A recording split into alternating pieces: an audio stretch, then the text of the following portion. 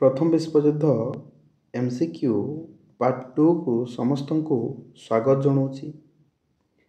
प्रथम विश्वयुद्ध MCQ part 1 रे आमे प्रश्न संख्या 1 रु आरंभ करी प्रश्न संख्या 25 पर्यंत 25 टी परीक्षा पई अत्यंत गुरुत्वपूर्ण एमसीक्यू विषय रे आलोचना करि सारिछि।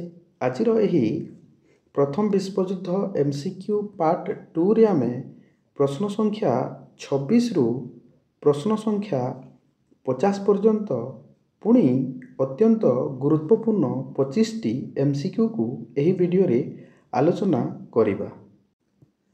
प्रश्न संख्या 26 द्विपाक्षिक चुक्ति केबे स्वाक्षरित होइथिला?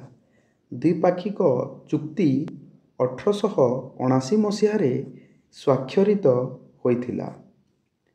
द्विपाक्षिक चुक्ति केउं केउं देश मध्यरे होइथिला? द्विपाक्षिक चुक्ति जर्मनी और ऑस्ट्रिया देश मध्यरे होइथिला। द्विपाक्षिक चुक्ति रे केउं देश योगदान करिथिला? द्विपाक्षिक चुक्ति रे इटाली देश योगदान करिथिला। द्विपाक्षिक चुक्ति रे इटाली केबे योगदान करिथिला? द्विपाक्षिक चुक्ति रे इटाली 1882 मसीह रे योगदान करिथिला। त्रिशक्ति मेंट केबे गठित होइथिला? त्रिशक्ति मेंट 1882 मसीह रे गठित होइथिला। परवर्ती प्रश्नटी हेउछि पिला माने त्रिशक्ति मेंटर सदस्य केउं केउं देश थिले? त्रिशक्ति मेंटर सदस्य जर्मनी, ऑस्ट्रिया और इटाली देश थिले। फ्रांस और रूसिया मध्यरे केबे एक सामरिक मेंट गठन करा जायथिला? फ्रांस और रूसिया मध्यरे 1894 मसीह रे एक सामरिक मेंट गठन करा जायथिला। इंग्लैंड केबे जापान सह चुक्ति स्वाक्षर करिथिला? इंग्लैंड 1902 मसीह रे जापान सह चुक्ति स्वाक्षर करिथिला। इंग्लैंड केबे फ्रांस सह चुक्ति स्वाक्षर करिथिला? इंग्लैंड 1904 मसीह रे फ्रांस सह चुक्ति स्वाक्षर करिथिला। इंग्लैंड केबे रूसिया सह चुक्ति स्वाक्षर करिथिला? इंग्लैंड 1907 मसीह रे रूसिया सह चुक्ति स्वाक्षर करिथिला। परवर्ती प्रश्नटी हेउछि त्रिशक्ति मैत्री केबे गठित होइथिला? त्रिशक्ति मैत्री 1907 मसीह रे गठित होइथिला।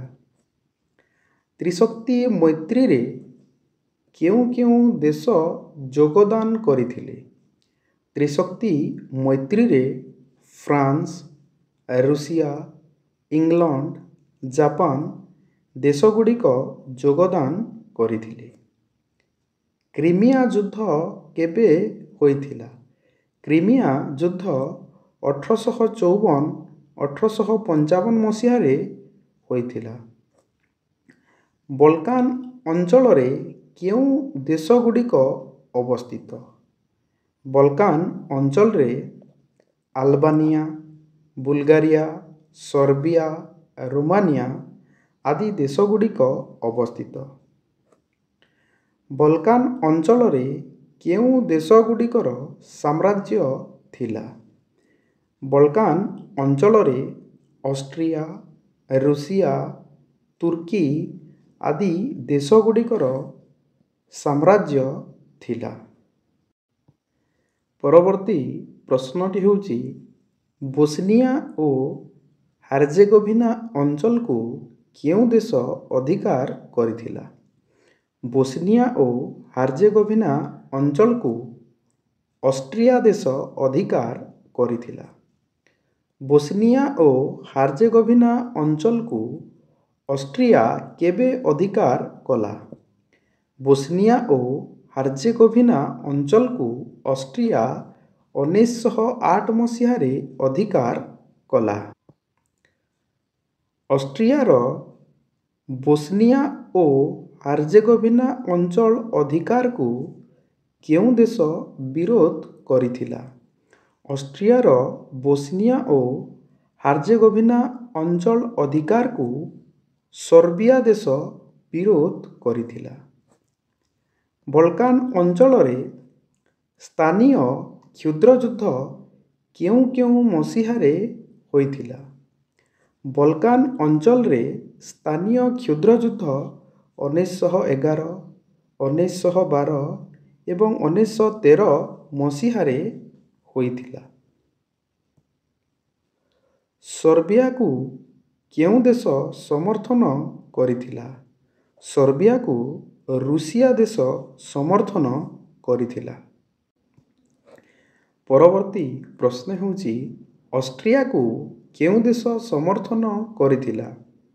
ଅଷ୍ଟ୍ରିଆକୁ ଜର୍ମାନୀ ଦେଶ ସମର୍ଥନ କରିଥିଲା। ବୁଚାରେଷ୍ଟ ସନ୍ଧି କେବେ ସ୍ୱାକ୍ଷରିତ ହୋଇଥିଲା? ବୁଚାରେଷ୍ଟ ସନ୍ଧି 1913 ମସିହାରେ ସ୍ୱାକ୍ଷରିତ ହୋଇଥିଲା। ବିସ୍ମାର୍କଙ୍କ ଜର୍ମାନୀର ସମ୍ରାଟ ପଦବୀ କେବେ ପତନ ହେଲା? ବିସ୍ମାର୍କ ଜର୍ମାନୀର ସମ୍ରାଟ ପଦବୀ 1890 ମସିହାରେ ପତନ ହେଲା। କାଇଜର ୱିଲିୟମ ଦ୍ୱିତୀୟ କେବେ ଜର୍ମାନୀର ସମ୍ରାଟ ହେଲେ? କାଇଜର ୱିଲିୟମ ଦ୍ୱିତୀୟ 1890 ମସିହାରେ ଜର୍ମାନୀର ସମ୍ରାଟ ହେଲେ। କାଇଜର ୱିଲିୟମଙ୍କ ପ୍ରତିଜ୍ଞା କ'ଣ ଥିଲା? କାଇଜର ୱିଲିୟମଙ୍କ ପ୍ରତିଜ୍ଞା ଜର୍ମାନୀକୁ ଶ୍ରେଷ୍ଠ ରାଷ୍ଟ୍ରରେ ପରିଣତ କରିବା ଥିଲା। ପିଲାମାନେ ଆଜିର ଏ ଭିଡ଼ିଓରେ ଆମେ ପ୍ରଥମ ବିଶ୍ୱଯୁଦ୍ଧ MCQ ପାର୍ଟ 2ରେ ପ୍ରଶ୍ନ ସଂଖ୍ୟା 26ରୁ ପ୍ରଶ୍ନ ସଂଖ୍ୟା 50 ପର୍ଯ୍ୟନ୍ତ ଅତ୍ୟନ୍ତ ଗୁରୁତ୍ୱପୂର୍ଣ୍ଣ 25ଟି MCQ ବିଷୟରେ ଆଲୋଚନା କଲେ। ଭିଡ଼ିଓଟି ଯଦି ଭଲ ଲାଗିଥିବ ତାହେଲେ ଭିଡ଼ିଓଟିକୁ ଲାଇକ୍ କରିଦେବ, ତୁମର ସାଙ୍ଗମାନଙ୍କୁ ସେୟାର କରିଦେବ ତଥା ଏହି ୟୁଟ୍ୟୁବ୍ ଚ୍ୟାନେଲଟିକୁ ସବସ୍କ୍ରାଇବ୍ କରିଦେବ। ପିଲାମାନେ ଅତି କମ୍ରେ ଏହି ଭିଡ଼ିଓଟିକୁ 2ରୁ 3 ଥର ଦେଖିବ, ଯଦ୍ୱାରା ଏହି ପ୍ରଶ୍ନଗୁଡ଼ିକ ତୁମର ମନରେ ସବୁଦିନ ପାଇଁ ରହିଯିବ।